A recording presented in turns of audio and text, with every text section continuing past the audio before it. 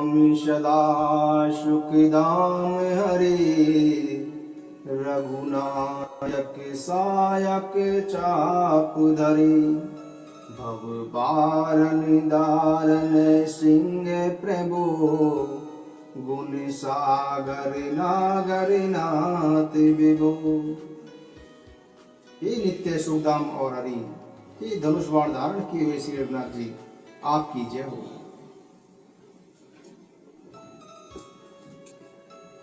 रावण के वध के उपरांत विभीषण जी उनकी अंतिम क्रिया करते हैं। उसके पश्चात श्री राम जी युवराज अंगद और विभीषण को बुलाते हैं और कहते हैं कि तुम भी पवन पुत्र हनुमान के साथ जाओ और जानकी को आदर पूर्वक ले आओ। वे सब तुरंत ही वहां गए जहां सब राक्षसियां नम्रता पूर्वक सीता जी की सेवा कर रही थी। विभीषण जी शीघ्र ही उनके पास पहुंच गए और उनसे समझा बुझाकर कहा। उन्होंने अनेक प्रकार से सीता जी को स्नान कराया, नाना प्रकार के गहने पहनाए और फिर वे एक सुंदर पालकी सजाकर ले आई। तब सीता जी प्रसन्न होकर श्री राम जी का स्मरण करके उस पर चढ़ी। चारों ओर हाथी में छड़े लिए रक्षक चले। सबके मन में भारी उल्लास था। रीछ वानर दर्शन करने के लिए आए। तब रक्षक क्रोध करके उनको रोकने लगे। श्री राम जी ने हंसकर कहा कि हे मित्र, मेरा कहना मानो और सीता जी को पैदल ही ले चलो ताकि वानर उसे माता की भांति देखें। प्रभु के वचन सुनकर रीछ और वानर हर्षित हो गए। आकाश से देवताओं ने फूलों की वर्षा की। सीता जी को पहले अग्नि में रखा हुआ था, अब भगवान उन्हें प्रकट करना चाहते थे। इसीलिए श्री राम जी ने सीता जी को कुछ कड़े वचन कहे, जिन्हें सुनकर सब राक्षसियां दुखी होने लगी। प्रभु के वचनों को सिर पर चढ़ाकर मन वचन और कर्म से पवित्र सीता जी बोली कि हे लक्ष्मण जी, तुम मेरे धर्माचरण में सहायक बनो और तुरंत ही आग तैयार करो। श्री सीता जी की विवेक धर्म और नीति पूर्ण वाणी सुनकर लक्ष्मण जी के नेत्रों में जल भर आया। वे दोनों हाथ जोड़े खड़े रहे, प्रभु से कुछ कह नहीं सके। फिर श्री राम जी का रुख देखकर लक्ष्मण जी दौड़े और आग तैयार करके लकड़ी ले आए। अग्नि को बढ़ी हुई देखकर वैदेही हृदय में प्रसन्न हुई। उन्हें कुछ भी भय नहीं हुआ। सीता जी ने कहा, यदि मन वचन और कर्म से मेरे हृदय में श्री रघुवीर को छोड़कर अन्य किसी का सहारा नहीं है, तो हे अग्निदेव, आप जो सबके मन के गति जानते हैं, मेरे लिए चंदन के समान शीतल हो जाएं। प्रभु श्री राम जी का स्मरण करके तब महादेव जी द्वारा वंदित चरणों का स्मरण करके वे कौशलपति की जय बोलकर जानकी जी ने चंदन के समान शीतल हुई अग्नि में प्रवेश किया, जिससे सीता जी की छाया मूर्ति और उनका लौकिक कलंक उस प्रचंड अग्नि में जलकर नष्ट हो गया। प्रभु के इन चरित्रों को कोई नहीं जान सका। देवता, सिद्ध और मुनि सब आकाश में खड़े देखते रहे। तब अग्नि ने शरीर धारण करके वेदों और जगत में प्रसिद्ध वास्तविक सीता जी का हाथ पकड़कर श्री राम जी को वैसे ही समर्पित किया जैसे क्षीर सागर ने विष्णु भगवान को लक्ष्मी समर्पित की थी। तब सीता जी श्री रामचंद्र जी के वाम भाग में विराजमान हुई। उनकी उत्तम शोभा अत्यंत सुंदर थी, मानो नए खिले हुए नीले कमल के पास स्वर्ण कमल की कली सुशोभित हो। देवता हर्षित होकर फूल बरसाने लगे, आकाश में नगाड़े बजने लगे, किन्नर गाने लगे, विमानों पर चढ़कर आई अप्सराएं नाचने लगी। श्री जानकी जी सहित प्रभु श्री रामचंद्र जी की अपरिमित और अपार शोभा देखकर रीछ वानर अति प्रसन्न हो गए और श्री रघुनाथ जी की जय बोलने लगे। तब श्री रघुनाथ जी की आज्ञा पाकर इंद्र का सारथी मातली प्रभु चरणों में सिर नवाकर तथा रथ लेकर चला गया। सदा स्वार्थी देवता आए, वे ऐसे बोल रहे थे मानो बड़े परमार्थी हों। हे दीन बंधु, हे दयालु रघुराज, आपने देवताओं पर बड़ी दया की। विश्वद्रोही यह दुष्ट कामी और कुमारगामी रावण अपने ही पाप के कारण नष्ट हो गया।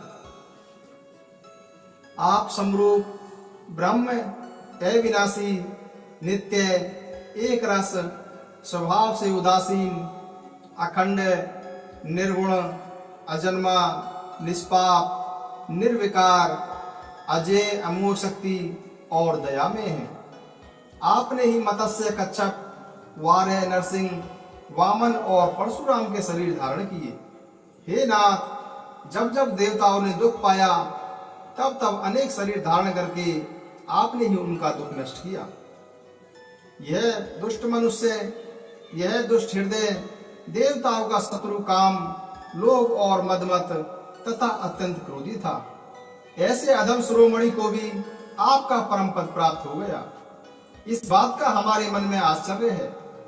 हम देवता श्रेष्ठ अधिकारी होकर भी स्वार्थ परायण होकर एवं आपकी भक्ति को बुलाकर निरंतर जन्म मृत्यु के चक्र में पड़े रहते हैं। हे प्रभु, अब हम आपकी शरण में आ गए हैं, हमारी रक्षा कीजिए। इधर उधर विनती करके सब देवता और सिद्धगण हाथ जोड़े खड़े रहे। तब अत्यंत प्रेम पूर्वक पुलकित होकर ब्रह्मा जी स्तुति करने लगे। जय राम सदा सुखदाम हरे, रघुनायक सायक चाप धरे, भव बारन दारन सिंह प्रभो, गुण सागर नागर नाथ विभो, तन काम अनेक अनूप छवि, गुण गावत सिद्ध मुनीन्द्र कवि, जसु पावन रावण नाग महा, खगनाथ जटा करि कोप गहा, जन रंजन भंजन शोक भयम, गत क्रोध सदा प्रभु बोधमयम्, अवतार उदार अपार गुणम, महिभार विभंजन ज्ञान घनम, रघुवंश विभूषण दूषण हा, कृत भूप विभीषण दीन रहा, गुण ज्ञान निदान अमान अजम, नित्य राम नमामि विभू बिरजम, भुज दंड प्रचंड प्रताप बलम, खल भ्रंतन कंदिमा कुशलम, बिनु कारण दीन दयाल हितम, छवि धाम नमामि रमा सहितम, भवतारण कारण काज परम, मन संभव दारुण दोष हरम,